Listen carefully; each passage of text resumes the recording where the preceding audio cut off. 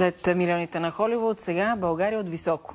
Интернет сайт показва емблематични места, забележителности у нас от птичи поглед.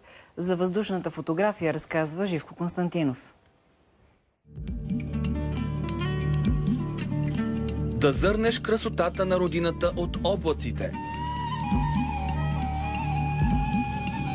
Да погледнеш познати места, само че от небесата.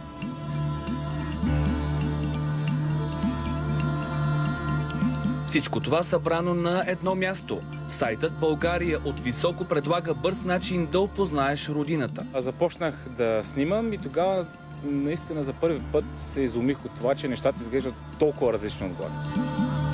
Така на Атанас, който се занимава с туристически маркетинг и е издал няколко пътеводителя, му хрумва идеята за гледките от високо.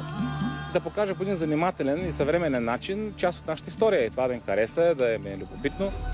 Запален от кадрите, заснети с дрон, посещавам Земенския манастир.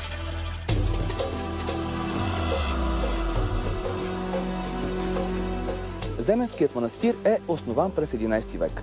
Забележителното е, че манастирската обител е рухвала и възстановявана няколко пъти, а църквата със стенописите е оцеляла повече от 9 века.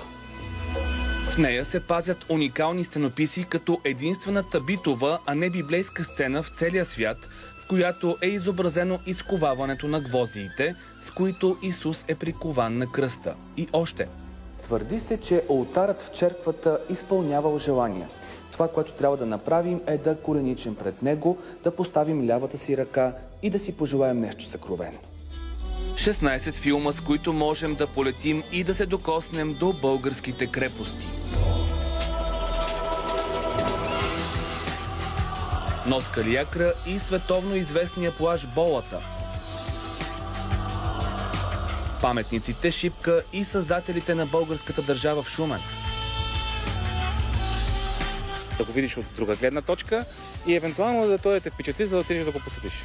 Това е нещо, което е много достъпно и позволява хората да получат информация. Много народополезна дейност, особено за наше бездуховно време.